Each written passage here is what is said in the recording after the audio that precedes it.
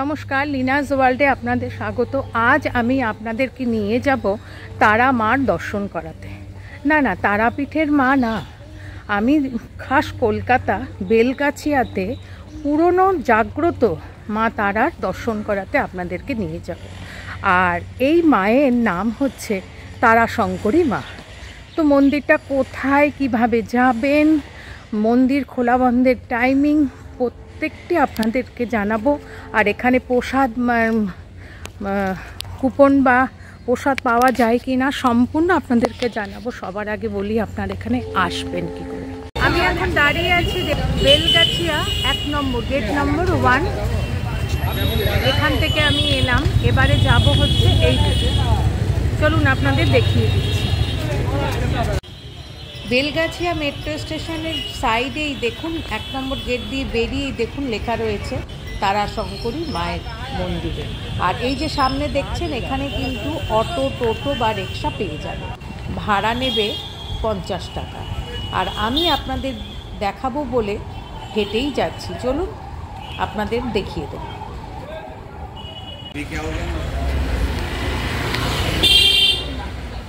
এই যে দেখতে পাচ্ছেন ঘোট সুইটস, এখান থেকে আমাকে সোজা যেতে হবে। চলুন দেখিয়ে দিচ্ছি। আচ্ছা, এই পোর্শনে এসে পাশে রাস্তা গেছে, এইদিকে গেছে, দুপাশে কেন 3 পাশে, এখানে একটা, এদিকে আছে। আমি এদিক দিয়ে যাব, এদিক দিয়ে। চলুন।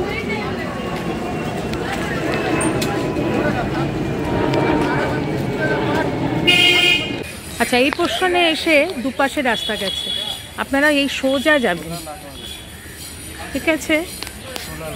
দেখুন একটা গাছ রয়েছে, তার নিচে মন্দির। এই রাস্তা ধরে আপনাকে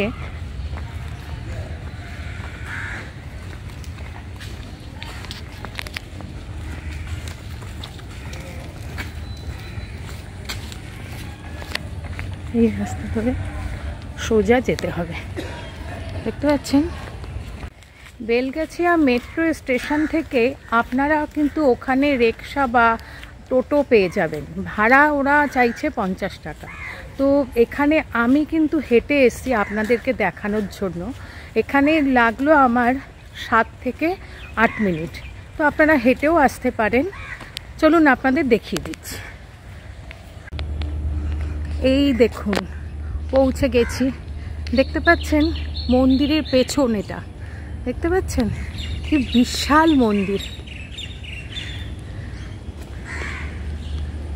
চলুন আমরা এপাশ থেকে যেতে হবে, বুঝতে পারছেন? এই হয়েছে মন্দিরের পেছনটা, আর আমরা যাব হচ্ছে এইখান থেকে।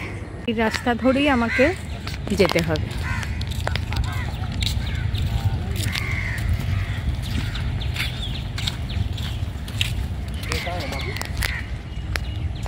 ওই দিক দিয়ে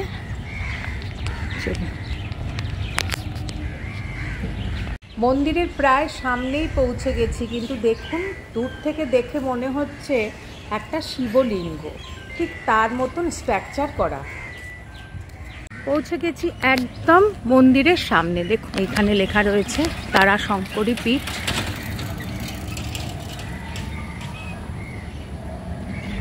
বিশাল বড় মন্দির, আর একদম মন্দিরের ওপরে রয়েছে শিবলিঙ্গর একটা আকৃতির মতন একটা।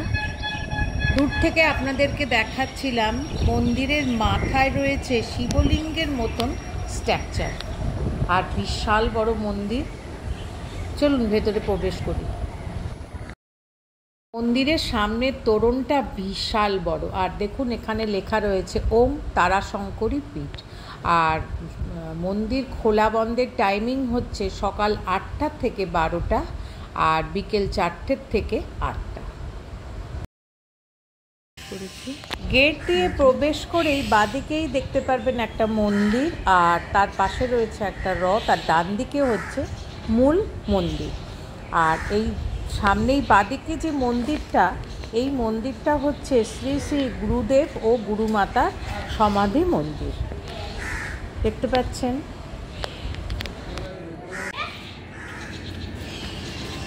মূল মন্দিরের ডান দিকে জুতো রাখার জন্য র‍্যাক করা রয়েছে। আর দেখুন মন্দির 3 তলা বিশিষ্ট বিশাল বড় মন্দির। এটা হচ্ছে প্রবেশদ্বার। আর এই বাঁ দিকে দেখুন ফলকে লেখা রয়েছে ওম তারাশঙ্করী পীঠ, প্রতিষ্ঠাতা যোগীরাজ শ্রী শ্রী পরেশচন্দ্র রায় মৌলিক গুরুদেব আর তার সহধর্মিণী যজ্ঞব্রতা শ্রী শ্রী মা অঞ্জলি রায় মৌলিক গুরুমা, যাদের সমাধি মন্দির আমি আপনাদের প্রথমেই দেখালাম। মূল মন্দিরে প্রবেশ করে একদম সামনেই হচ্ছে মায়ের গর্ভগৃহ। আর এই ডান দিকে রয়েছে একটা মন্দির, গর্ভগৃহে রয়েছে বজরংবলীর অপূর্ব সুন্দর বিগ্রহ।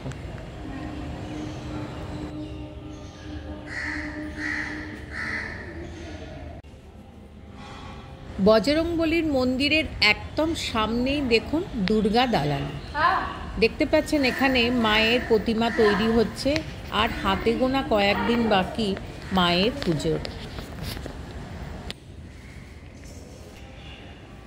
আচ্ছা, ওখান থেকে একটু এগিয়েই গেলেই বাঁ দিকে দেখতে পারবেন মহাজাগ্রত মা তারাশঙ্করী গর্ভগৃহ। 1952 সালে রেলের জমিতে মন্দিরটি প্রতিষ্ঠা করেন যোগী মহারাজ পরেশচন্দ্র রায় মৌলিক। তন্ত্রমতে মায়ের পুজো আরাধনা শুরু করেন তিনি। মন্দিরটি প্রতিষ্ঠার সময় বারাণসীর মণিকণিকার মহাশ্মশান থেকে শতবার চিতার আগুন আনা হয়। আর আজও সেই আগুন ধূনিরূপে মা তারাশঙ্করীর গর্ভগৃহের ভেতরে জ্বলছে। মা তারা এখানে তারাশঙ্করী রূপে পূজিতা হচ্ছেন। দেবীর একই অঙ্গে রয়েছেন 3টি রূপ, উগ্র তারা, এক জটা ও নীল সরস্বতী। আর মন্দিরে রয়েছে নবমন্দির আসন। মা এখানে নিত্য পূজিতা হন। মাকে নিত্য আমিষ ভোগ নিবেদন করা হয়। আর অমাবস্যা ও কালী পুজোতে থাকে বিশেষ ভোগ। আচ্ছা, আপনাদের বলছিলাম না যে গর্ভগৃহে এখনও আজও ধূনি সর্বক্ষণ জ্বলে আছে। তার কাঠ কিন্তু আনা হয় শ্মশানে, যে শবদেহ পোড়ানো হয় তার যে অবশিষ্ট আধপোড়া কাঠ থাকে সেই কাঠ নিয়ে আসা হয় এবং সেই কাঠ দিয়ে আজও জ্বালানো হয় ধূনি। গর্ভগৃহের বাইরে পুরো মন্দিরটি ঘিরে দশ মহাবিদ্যার যে 10টি রূপ রয়েছে তা ছবি সহকারে দেওয়া রয়েছে। দেখুন, প্রথমেই রয়েছে মা ভুবনেশ্বরী।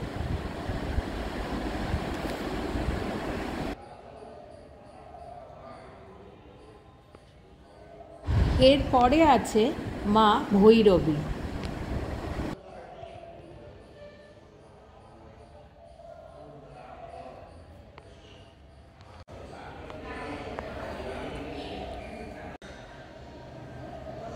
তারপরে আছে মা বগলামুখী।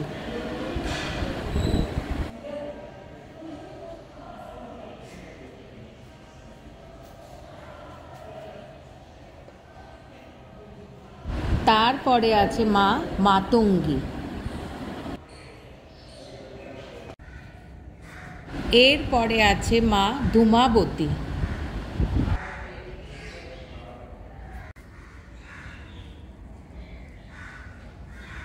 মা ছিন্নমস্তা।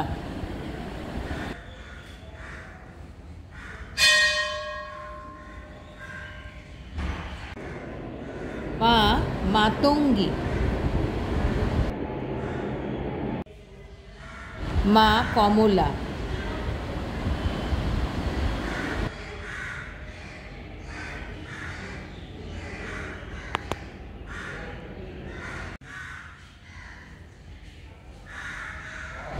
মা কালী।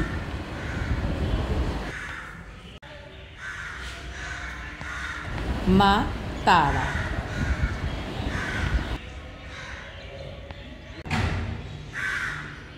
মা ষোড়শী। এরপরে দোতলায় পূজিত হন যশোমাধব, আর মা তারাশঙ্করীর গর্ভগৃহের পাশ থেকেই সিঁড়ি আছে। এই যে দেখতে পাচ্ছেন আমি সিঁড়ি দিয়ে ওপরে উঠছি, চলুন আপনাদের দেখিয়ে দিচ্ছি।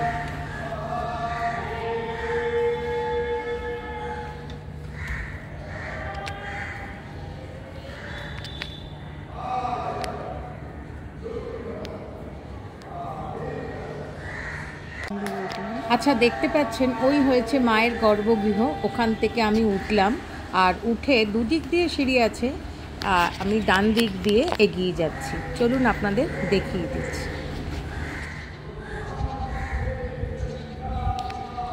আচ্ছা, আর এই বাঁ দিকে হচ্ছে যশোমাধবের গর্ভগৃহ, আর ডান দিকে দেখুন খুব সুন্দর একটা তুলসী মঞ্চ রয়েছে।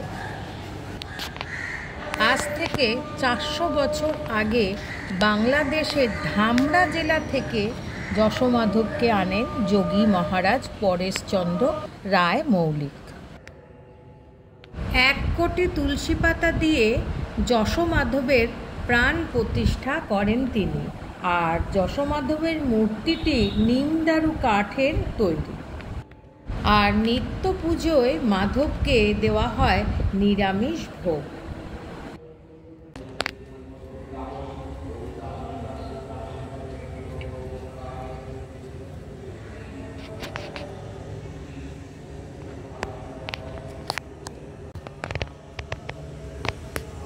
যশোমাধবকে দর্শন করার পরে একটু এগোলেই ডান দিকে পড়বে ভোগের ঘর। চলুন সেবায়িতদের কাছে ভোগের সমস্ত বিষয় জেনে নিই। এটা হচ্ছে যশোমাধবের ভোগের ঘর, আর মায়ের ভোগের ঘরও কি? মায়েরও ঘর এখানে। আচ্ছা, যশোমাধবকে তো নিরামিষ দেওয়া হয়, আর মাকে? মাকে নিরামিষ দেওয়া, যেটা আমরা অন্ন সবজি ডাল ওটা তো নিরামিষভাবে হয়। মাছটা এখানে রান্না হয় না। আচ্ছা, মাছটা উপরে হয়। আচ্ছা, মাকে মাছ দেওয়া হয় রোজই। এই মাছটা আলাদা রান্না হয়। আচ্ছা, ধরুন আমি ভক্ত হিসাবে এসে যদি ভোগ প্রসাদ গ্রহণ করতে চাই, তাহলে কিভাবে এখানে মানে কুপন কাটতে হয় নাকি কথা বলতে হবে? আচ্ছা, আগের দিন এসে কথা বলে যেতে হবে, বা ফোনে?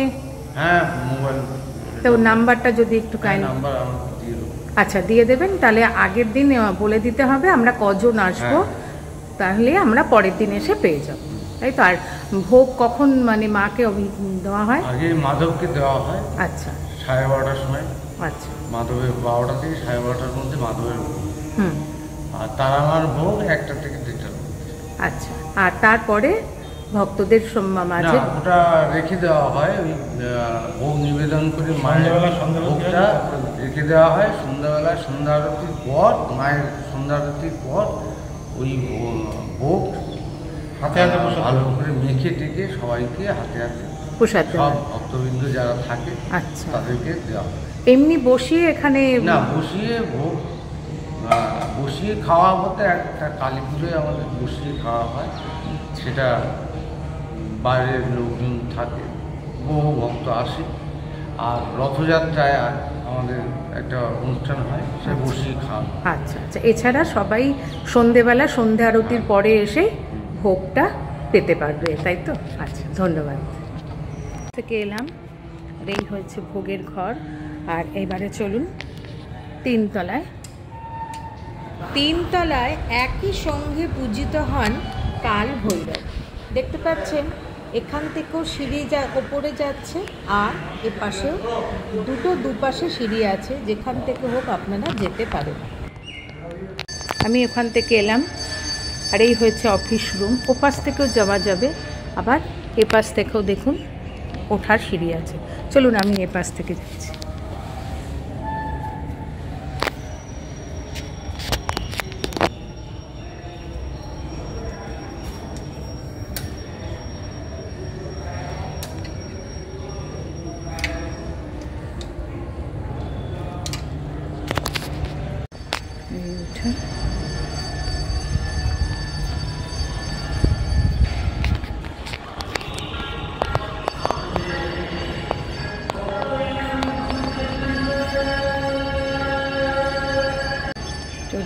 দেখাচ্ছি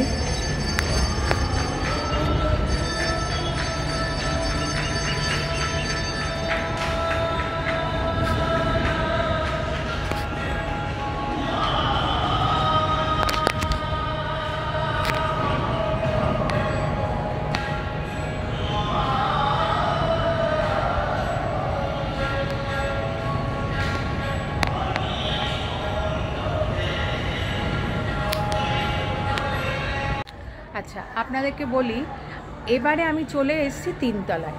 আর তিনতলায় রয়েছে, দেখুন আপনার, শ্রী কাল ভৈরবের মহাকাল, শ্রী শ্রী কাল ভৈরব বাবা মহাকালের মন্দির। গর্ভগৃহে রয়েছে কাল ভৈরবের বিগ্রহ। একতলায় রয়েছে মা তারাশঙ্করীর গর্ভগৃহ, আর দোতলায় রয়েছে যশোমাধবের গর্ভগৃহ। আর এবারে চলে এসেছি তিনতলায়। তিনতলায় রয়েছে কাল ভৈরবের গর্ভগৃহ। চলুন, দেখতে পাচ্ছেন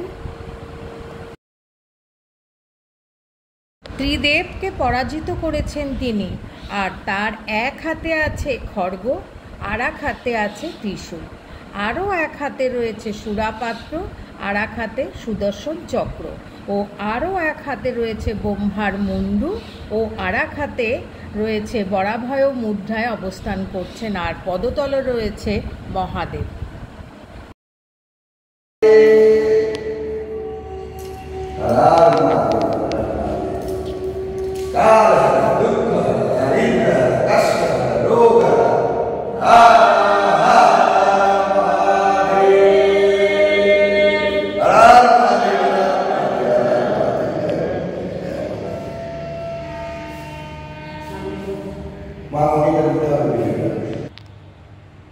তিনতলার ওপর থেকে দেখুন বাইরের দৃশ্যটা অপূর্ব সুন্দর, আর পুরো মন্দিরটি ৮০ ফুট উঁচু।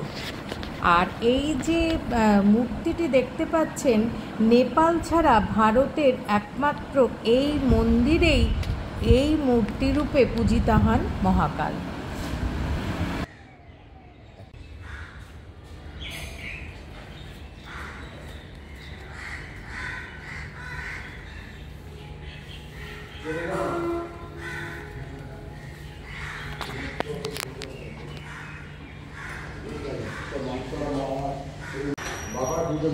আচ্ছা,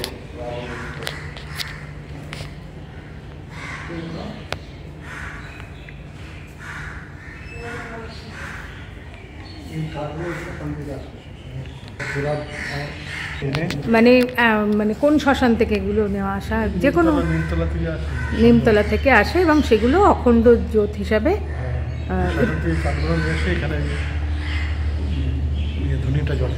আচ্ছা, এটা মায়ের গর্ভগৃহের ভেতরে, ওখানে তো কারুকে ঢোকার অ্যালাউ নেই। ওখানে ব্রাহ্মণ যারা পুজোরী তারাই। আচ্ছা আচ্ছা, এটা কি সেই যবে থেকে প্রতিষ্ঠা হয়েছে তবে থেকেই জ্বলে যাচ্ছে? আচ্ছা, তখন আগে টিনের কাঠ ছিল, এখন এরকম। তাও এটা কত 52 সালে প্রতিষ্ঠা হয়েছে, 1952। আচ্ছা, এই যে কাঠ দেন, তো এই কাঠগুলো শ্মশানের যে শবদেহ পোড়ানো হয়, সেই শবদেহর যে বেগুলো থাকে, সেই কাঠগুলো এখানে নিয়ে এসে রাখা হয়। এবং মায়ের গর্ভগৃহে রয়েছে হচ্ছে অখণ্ড জ্যোতি। সেই অখণ্ড জ্যোতি যবে থেকে এই মন্দির, তখন টিনের ছিল, এখন যদিও পাকা হয়ে, আর এই হয়েছে মায়ের গর্ভগৃহ, এই এখান থেকে সামনেই। তো অখণ্ড জ্যোতি জ্বলছে, আজও জ্বলছে, এবং এই কাঠগুলো ওখান থেকে নিয়ে আসা হয়, দেখতে পাচ্ছেন। এই ছিল আজকে আমার মা তারাশঙ্করী মায়ের মন্দির দর্শন। আর কেমন লাগলো আপনাদের অতি অবশ্যই আমাকে জানাবেন, লাইক, শেয়ার আর সাবস্ক্রাইব করে। Thanks for your time.